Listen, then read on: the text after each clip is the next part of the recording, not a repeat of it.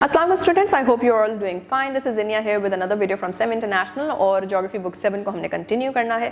Chapter number 3 settlements and land uses को जो है वो हम आज स्टार्ट करने जा रहे हैं। इसमें क्या चीज़ें हैं, आपने बहुत दफ़ा जो है वो शायद सोचा हो शायद ना सोचा हो कि आप जिस तरह के घर में रह रहे हैं, हर किसी के उस तरह के घर नहीं होते। अगर आप विलेजेस में देखते हैं तो विलेजेस में घरों का स्ट्रक्चर डिफरेंट होता है, जो मटेरियल इस्तेमाल किया गया होता है वो डिफरेंट होता है।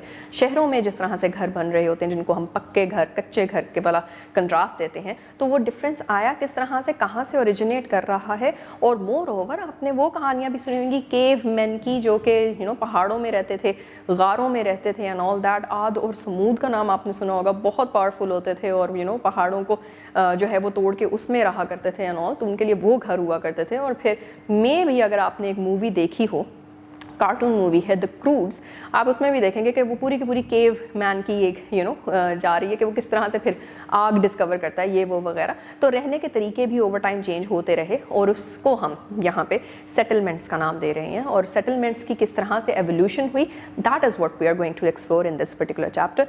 सो व्हाई वेट, लेट्स स्टार्ट। जी तो बच्चों, what we are gonna do is के सेटलमेंट एंड लैंड यूज को सेटलमेंट से हम स्टार्ट करने जा रहे हैं। सेटलमेंट का आइडिया जो है उसको सबसे पहले एक्सप्लोर कर लेते हैं, उसकी एवोल्यूशन को समझने के लिए, ताकि फिर हम उसकी डिटेल में जा सकें। So the first thing that we will be doing is कि सेटलमेंट हमेशा उस चीज़ को कहते हैं, उस जगह को कहते हैं जहाँ पे इंसान जो है वो रह रहा है।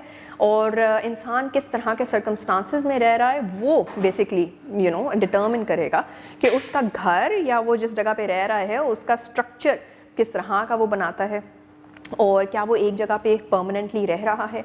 नहीं, आपने नोमैडिक लाइफस्टाइल के बारे में सुना होगा। कुछ लोग ऐसे भी होते हैं जो कि एक ही जगह पे नहीं रहते, बल्कि एक जगह से दूसरी जगह जो है वो ट्रैवल करते जाते हैं, अपनी भेड़ें, बकरियां और ये वो जो भी उनकी लाइफ स्टॉक होता है उसको साथ लेके जा रहे होते हैं एंड ऑल दैट। तो वो एक जगह से दूसरी जगह दर बदर क्यों फिर रहे होते हैं, और कुछ लोग इस तरह से क्यों हैं जो कि किसी एक जगह को परमानेंटली जो है वहाँ पे फिक्सेट हो जाते हैं।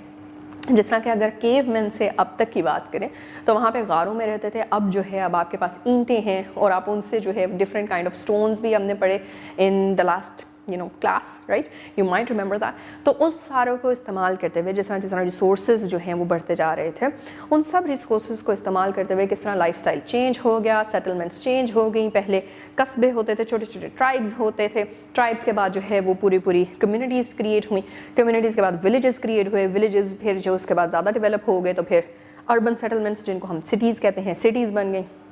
तो ये सारी की सारी एवोल्यूशन जो है वो बेसिकली सेटलमेंट की डिफरेंट टाइप्स हैं, सेटलमेंट के डिफरेंट स्ट्रक्चर्स हैं, और उसको आज जो है अब हम इन डिटेल एक्सप्लोर करने जा रहे हैं। सेटलमेंट की एक बहुत इंपॉर्टेंट करेक्टरिस्टिक ये है कि सेटलमेंट हमेशा हम उस चीज़ को कहते हैं जिसका कोई रेगुलर पैटर्न होता है। इट्स नॉट समथिंग जो कि एब्रप्टली चेंज हो जाएगा। सेटलमेंट या तो आपकी परमानेंट होती है या फिर सेटलमेंट जो है वो आपकी टेम्परेरी होती है। अगर किसी एक पर्टिकुलर जगह की टेम्परेरी सेटलमेंट है या उसका वो एक रेगुलर पैटर्न वो है, तो आपको वहाँ के लोगों का रहने का लाइफस्टाइल के तरीके, उठने बैठने के एंड ऑल दैट, वो सारे एक ही तरह के जो है वो वहाँ पे नज़र आते रहेंगे। और अगर कहीं पे सेटलमेंट का ये तरीका है कि वहाँ पे परमानेंटली रहते हैं तो आपको उधर वेल डेवलप्ड कम्युनिटीज़ नज़र आ रही होंगी, वहाँ पे फैसिलिटेशन जो है सारी एक ही जगह पे आपको मिलती हुई दिख रही होगी या फिर मिल रही होगी। तो ये भी डिपेंड करता है कि सेटलमेंट की टाइप क्या है और सेटलमेंट का पैटर्न उस जगह पे किस तरह का है। और सेटलमेंट के पैटर्न्स को बदलने के लिए सेंचुरीज चाहिए होती हैं। दे आर नॉट समथिंग जो ओवरनाइट जो है चेंज हो जाए, unless and until there is a natural disaster.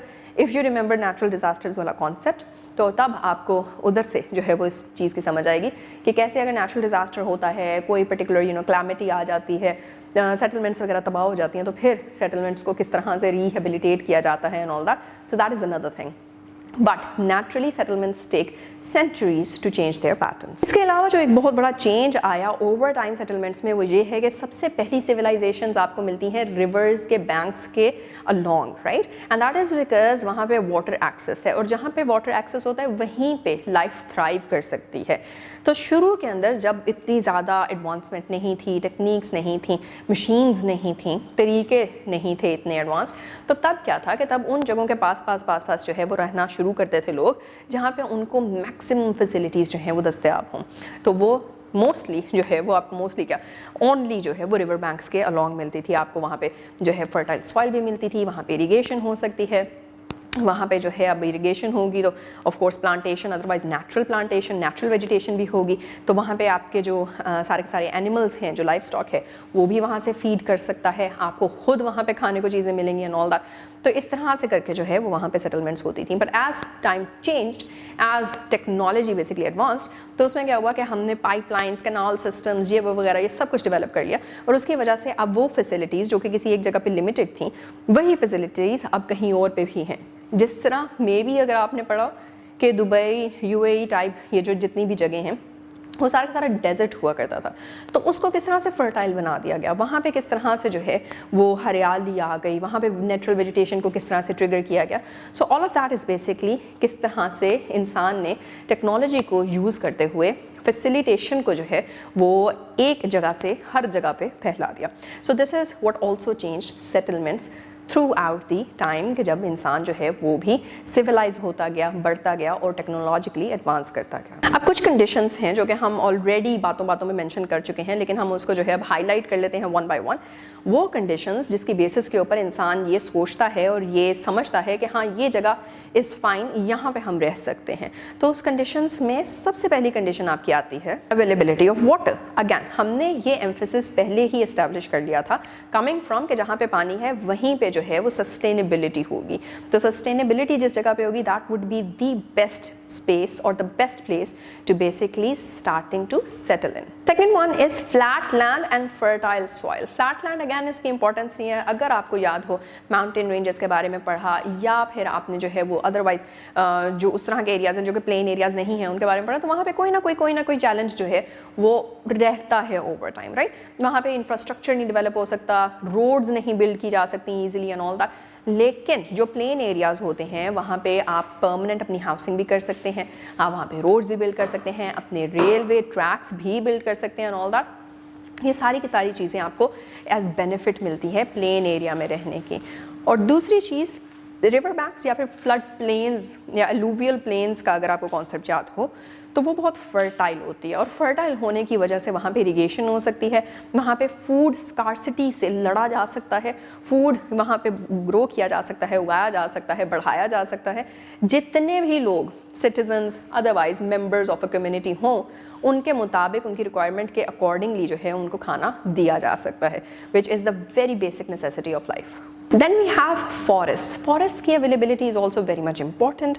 Unfortunately अब दुनिया में या फिर मुल्कों के पास इतनी ज़्यादा forests की जो है वो जितनी चाहिए होती है, 25% of the land of any country should be covered with forests, उस तरह का कोई डिजरेबल जो है वो हमारे पास circumstances नहीं रहे। But still forests की importance है। क्यों? Forest सिर्फ और सिर्फ habitat नहीं है जानवरों के लिए, बल्कि वहाँ से आपको फर्टिलिटी सॉइल की, सस्टेनेंस जिसको हम कहते हैं, sustainable development of a particular region जिसको कहते हैं, वो सारा का सारा वहाँ से इंश्योर होता है। मोर ओवर आपको वहाँ से जो है वो डिफरेंट टाइप के खाने जो है वो वहाँ से आपको मोस्टली मिल रहे होते हैं। आपको फ्यूल के लिए जो है रिसोर्स वो वहाँ से मिल रहा है, फायरवुड जिसको कहते हैं, टिम्बर आपको मिलता है, आपका फर्नीचर उस तरह से बना होता है, उसके लिए वुड चाहिए आपको। उसके अलावा भी आपको जो है वो बहुत सी चीज़ें वहाँ से मिलती हैं। आपकी मेडिसिनल या फार्मास्यूटिकल इंडस्ट्री के अंदर जितने कंपाउंड्स यूज़ हो रहे हैं आज, जितने सिंथेटिक कंपाउंड्स भी बनते हैं, वो सबसे पहले ओरिजिनेट कहाँ से किए हैं? फॉरेस्ट से नेचुरली।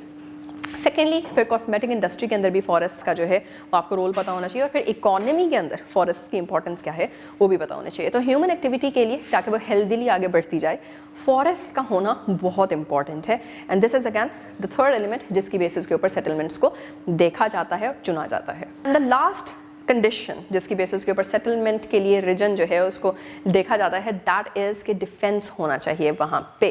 फॉर एग्जांपल हमारे जो हिमालयन रेंजेस है, दैट बेसिकली हेल्प्स अस। एक तो हमें वेदर कंडीशंस के लिए भी डिफेंसिव एक स्टांस मिल जाता है। साइबेरियन कोल्ड जो एयर है वो नहीं हम तक पहुँचती, अगर तो वो पहुँच जाती बिल्कुल सीधी तो फिर यहाँ पे एक फ्रीजिंग टेम्परेचर वाला हिसाब होता और हम इतना ओपनली सीजन्स को एंजॉय नहीं कर पाते, तो 4 seasons that we are able to enjoy.